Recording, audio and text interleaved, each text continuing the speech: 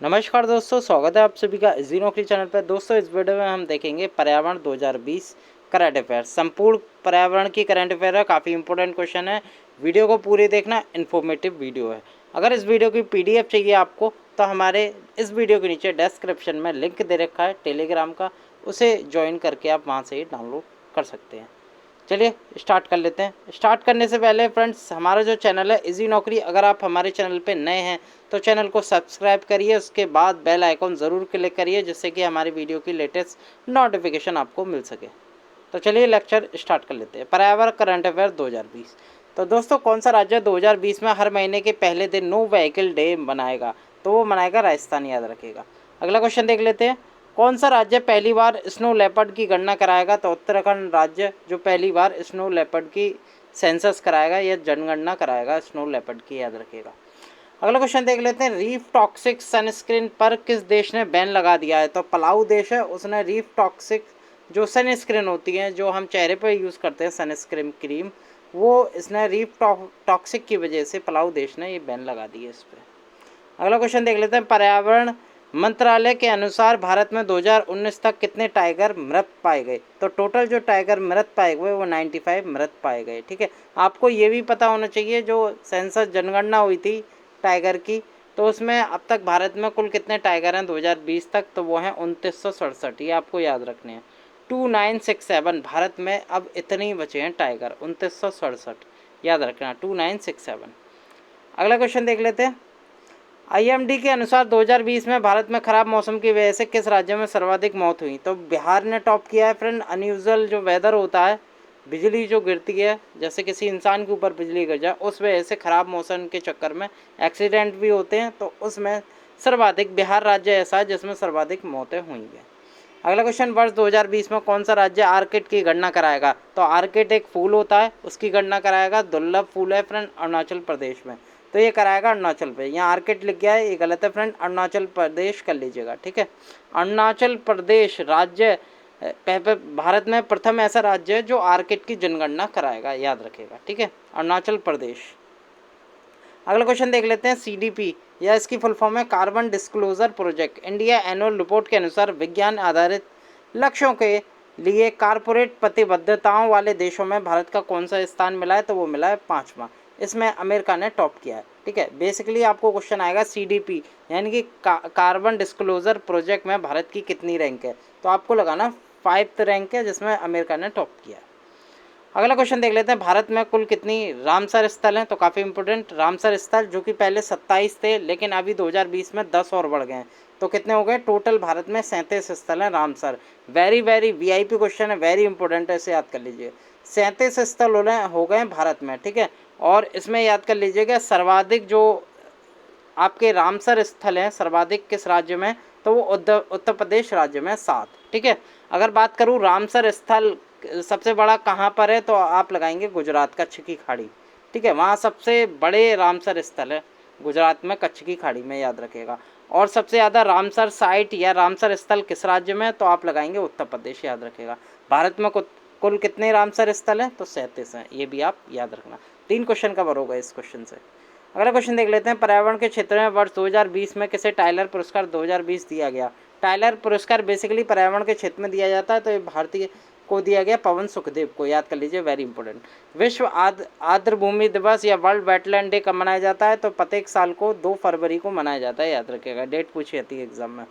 अगला क्वेश्चन देख लेते हैं। विमान निर्माता कंपनी एयरबस ने हाल ही में एक नई अवधारणा प्रस्तुत करते हुए बताया कि शून्य उत्सर्जन वाले हाइड्रोजन चलित विमानों का परिचालन संभावित रूप से कब से प्रारंभ हो सकता है? तो ये हो सकता है 2035 से। एयरबस जो कि विमान निर्माता कंपनी है, और उसने बताया कि अगर शून्य उत्सर्जन करना है तो उसके लिए आपको हाइड्रोजन से विमान चलाने पड़ेंगे। वो कब तक संभावित है? तो वो है 2035 तक, ये याद रखिएगा। जैविक किसानों की कुल संख्या के संदर्भ में भारत का विश्व में कौन सा स्थान है? तो 2020 के आंकड़ों के अनुसार अभी एक रैंकिंग निकली थी, तो जैविक किसानों में कुल संख्या में भारत का प्रथम स्थान है वर्ल्ड में, याद रखिएगा इसे। और सिक्किम को फ्रेंड जैविक राज्य भी कहते हैं, ये भी आपको याद रखना। सिक्किम जो है वो जैविक राज्य है, ठीक है, वर्ल्ड में और भारत में भी। अगला क्वेश्चन देख लेते हैं। पर्यावरण दिवस 2020 की थीम क्या थी? काफ़ी इंपॉर्टेंट थीम बहुत पूछी जाती है एनवायरनमेंट से, तो हम लेके आए हैं इस वीडियो में। पर्यावरण दिवस 2020 की थीम क्या थी, तो वो थी बायोडाइवर्सिटी या कहते हैं जैव विविधता। ठीक है, जैव विविधता। और इस बार पर्यावरण दिवस किस देश में मनाया गया, तो कोलंबिया ने मनाया गया। ठीक है, कोलंबिया में 2020 पर्यावरण दिवस मनाएगा, ये जरूर याद रखेगा। इसकी थीम भी याद रखेगा। 5 जून को हम पर्यावरण दिवस मनाते हैं प्रतिवर्ष, और इसकी जो थीम थी जैव विविधता या बायोडाइवर्सिटी, याद रखेगा। जल दिवस की मैं बात करूं, 2020 की थीम क्या थी, तो जल दिवस, इसमें जल और जलवायु परिवर्तन इसकी थीम थी, और प्रत्येक वर्ष ये 22 मार्च को मनाया जाता है जल दिवस, याद रखिएगा। अगला क्वेश्चन देख लेते हैं, पृथ्वी दिवस 2020 की थीम क्या थी, तो वो थी खाली जलवायु परिवर्तन। जलवायु परिवर्तन थी पृथ्वी दिवस 2020 की थीम, और ये जो पृथ्वी दिवस है ये 22 अप्रैल को प्रत्येक वर्ष मनाया जाता है, याद रखिएगा। अगला क्वेश्चन देख लेते हैं, ओजोन दिवस 2020 की थीम क्या थी, तो 16 सितंबर, अभी हाल ही में 16 सितंबर 2020 आया था, उसमें ओजोन दिवस मनाते हैं प्रत्येक वर्ष 16 सितंबर को। और इस बार जो 2020 की थीम थी वो था जीवन के लिए ओजोन, या ओजोन फॉर लाइफ, या जीवन के लिए ओजोन। ये आपको थीम याद रखनी पड़ेगी, महत्वपूर्ण है, एग्जाम में पूछी जाएगी। अगला क्वेश्चन, जैव विविधता दिवस 2020 की थीम क्या थी, तो इसकी जो थीम थी वो थी our solution are in nature, हमारा समाधान प्रकृति में निहित है। हिंदी में ऐसे कहते हैं, या इंग्लिश में कहते हैं our solution are in nature. ये जैव विविधता दिवस मनाया जाता है 22 मई को। ये आपको याद रखना है, ये वेरी इंपॉर्टेंट है, एग्जाम में पूछा जाता है, या तो डेट पूछी जाएगी या आपसे थीम पूछी जाएगी। अगला क्वेश्चन देख लेते हैं, योग दिवस 2020 की थीम क्या थी, तो योग दिवस प्रत्येक वर्ष 21 जून को मनाया जाता है। इसकी जो थीम रही थी yoga for health, yoga from home. ठीक है, होम जहाँ आ जाए वही आपको ऑप्शन में लगाना है, या तो आप टैगलाइन याद कर सकते हैं योग दिवस थीम की, yoga for health, yoga from home. Stockholm junior water prize 2020 प्रदान किया गया पर्यावरण के क्षेत्र में, तो किसे दिया गया, ये हिरो मातोहाशी और टाकुमा मियाकी को दिया गया, याद रखिएगा। अगला क्वेश्चन देख लेते हैं, 29 जुलाई 2020 को पृथ्वी विज्ञान मंत्रालय राष्ट्रीय पुरस्कार घोषित किए गए।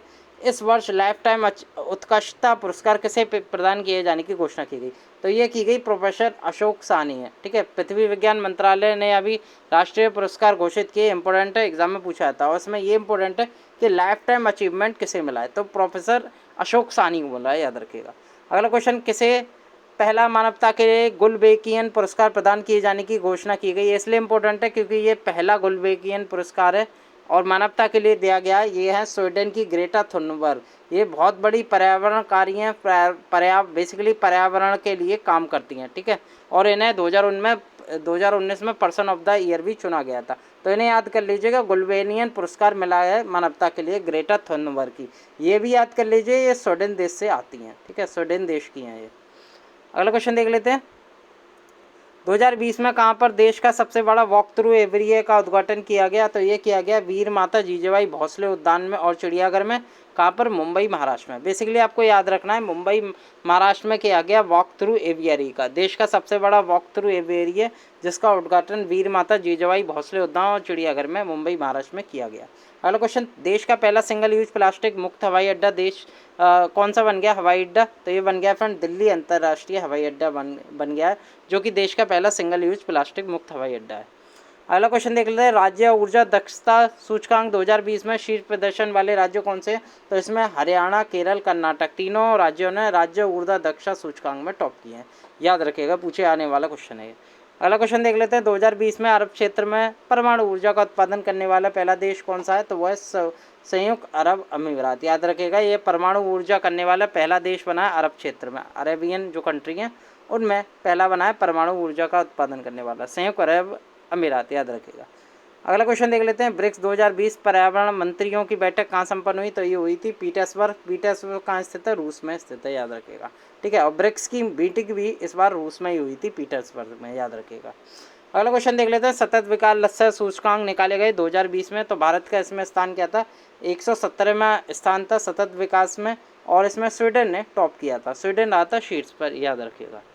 अगला क्वेश्चन देख लेते हैं, पर्यावरण निष्पादन सूचकांक 2020, वेरी इंपोर्टेंट, एग्जाम में पूछा जाता है। तो इसमें पर्यावरण निष्पादन सूचकांक में भारत का जो रैंक था वो था 168, और इसमें जो शीर्ष पर था वो डेनमार्क ने ये इंडेक्स टॉप किया, याद रखिएगा।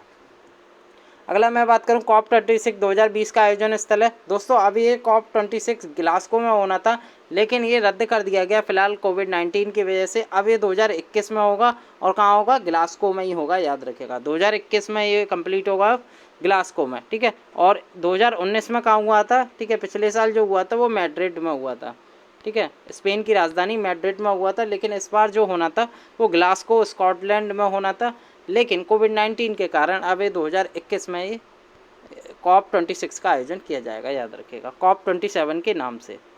अगला क्वेश्चन देख लेते हैं, वैश्विक जलवायु जोखिम सूचकांक 2020 में भारत का क्या स्थान है। तो जलवायु जोखिम सूचकांक वेरी वेरी इंपॉर्टेंट। इसमें बेसिकली जलवायु जोखिम सूचकांक में ये देखते हैं कि सबसे ज़्यादा जलवायु परिवर्तन जहाँ हुआ वहाँ से आंधी, तूफान, सुनामी जैसे जो कारण होते हैं जलवायु परिवर्तन के, वो सबसे ज़्यादा कहाँ घटित हुए। तो इसमें जापान ऐसा देश है जो इसकी वजह से सर्वाधिक प्रभावित हुआ, यानी कि जहाँ बारिश हो रही है या सुनामी आ रही है या जलवायु की वजह से कुछ भी क्लाइमेट एक्शन से कुछ भी देश को दिक्कत हो रही है, तो वो उसमें जो टॉप किया था वो जापान ने टॉप किया था, ठीक है। जापान में सबसे ज़्यादा जलवायु जोखिम सूचकांक वाला देश है, याद रखिएगा। और इसमें भारत की जो रैंक थी वो 5वीं थी, ये आपको याद रखना है। यूएनईपी की पर्यावरण सद्भावना राजदूत कौन है अभी, तो वो है दिया मिर्जा। बेसिकली इनका जो टाइम पीरियड है वो 2020 तक अब बढ़ा दिया गया है। दिया मिर्जा है यूएनईपी की, यूनाइटेड नेशन एनवायरनमेंट प्रोग्राम।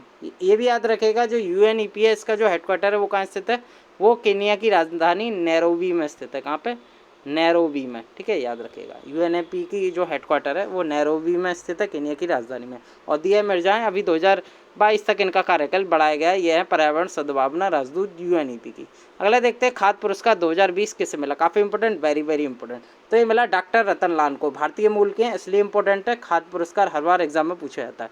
तो खाद्य पुरस्कार पर्यावरण से ही संबंधित है एक तरह का, और 2020 में डॉक्टर रतन लाल को मिला। और फ्रेंड बेसिकली जो खाद्य दिवस है वो हम 16 अक्टूबर को मनाते हैं वर्ल्ड में। 16 अक्टूबर को ही ये पुरस्कार वितरित किए जाएंगे डॉक्टर रतन लाल को, याद रखिएगा। अगला क्वेश्चन देख लेते हैं, भारतीय खाद्य सुरक्षा एवं मानक प्राधिकरण फसाई के नए अभी सीईओ कौन बने, तो वो है अरुण सिंघल, याद रखिएगा। अरुण सिंघल फसाई के नए सीईओ बने हैं। अगला क्वेश्चन देख लेते हैं, 2020 में अंतर्राष्ट्रीय सौर गठबंधन फ्रेमवर्क समझौते पर हस्ताक्षर करने वाला 87वां देश बना है। तो कौन सा बना है, तो वो अभी हाल ही में बना है फ्रेंड, निकारागुआ, याद रखेगा। टोटल जो अंतर्राष्ट्रीय सौर गठबंधन में अब जो देश है वो 87 है, और 87वां जो देश है वो निकारागुआ बना है, याद रखेगा। और इसमें ये भी याद रखना, जो इंटरनेशनल सोलर एलियंस है या ISA है, इसके जो महानिदेशक हैं अभी उपेंद्र त्रिपाठी हैं। ये वेरी वेरी इंपॉर्टेंट है, ये भी आपको याद रखना पड़ेगा। और इसका जो हेडक्वार्टर है वो तो मोस्ट इंपॉर्टेंट है, वो आपको याद रखना है गुरुग्राम, ठीक है। इस जो अंतर्राष्ट्रीय सौर गठबंधन का जो हेडक्वार्टर है वो गुरुग्राम में स्थित है। गुरुग्राम कहाँ पड़ता है, हरियाणा में। गुड़गांव, गुड़गांव से आप याद कर सकते हैं गुरुग्राम, ठीक है। अगला क्वेश्चन देख लेते हैं, दैहिंग पटकाई वन्यजीव अभ्यारण्य कहाँ स्थित है। बेसिकली ये इस क्वेश्चन रखने का मेरा मतलब था, अभी जो है ये असम सरकार ने किया है। असम ने क्या है, ये पहले वन्यजीव अभ्यारण्य था, अब इसे फ्रेंड राष्ट्रीय अभ्यारण्य बनाया जाएगा, यानी कि ये राष्ट्रीय पार्क के रूप में अब विकसित किया जाएगा। दैहिंग पटकाई वन्यजीव अभ्यारण्य, ये अभी अभ्यारण्य है लेकिन इसे राष्ट्रीय पार्क अब बनाया जाएगा। तो कहाँ स्थित है ये असम में स्थित है, याद रखेगा, वेरी वेरी इंपॉर्टेंट। अगला क्वेश्चन, स्वामी विवेकानंद योग विश्वविद्यालय स्थित है। दोस्तों इसे वायु भी कहते हैं, ठीक है, शॉर्ट में इसे वायु भी कहते हैं, स्वामी विवेकानंद योग विश्वविद्यालय को, ठीक है। तो वायु जो कि इसकी शॉर्टकट नेम है स्वामी विवेकानंद योग विश्वविद्यालय का, ये कहाँ स्थित है, तो बेसिकली इसका उद्घाटन 2020 में ही किया गया। नया विश्वविद्यालय बिल्कुल 2020 में ही बना है। वैसे इसका जो काम था वो बहुत सालों से चल रहा था, लेकिन 2020 में कंप्लीट हुआ और ये रखा गया लॉस एंजलिस में, स्वामी विवेकानंद योग विश्वविद्यालय, ठीक है। करंटली इसके जो अध्यक्ष हैं वो भारतीय HR नगेंद्र इसके अध्यक्ष हैं, याद रखिएगा, वेरी वेरी इंपॉर्टेंट। अगला क्वेश्चन, देश का पहला लाइकेन पार्क बना है, तो कहाँ बना है देश का पहला लाइकेन पार्क, उत्तराखंड में बना है। उत्तराखंड में कहाँ बना है, कुमाऊं के मुनस्यारी क्षेत्र में ये बना है। अगला क्वेश्चन देख लेते हैं, देश का पहला ग्लास सस्पेंशन ब्रिज जो कि गंगा नदी पर निर्मित किया गया है, ये भी याद रखना आपको, ग्लास सस्पेंशन ब्रिज बना है भारत का पहला। और ये किस नदी पे, गंगा नदी पे। कहाँ बना है, ये ऋषिकेश में बना है। ऋषिकेश कहाँ, उत्तराखंड में पड़ता है, याद रखिएगा।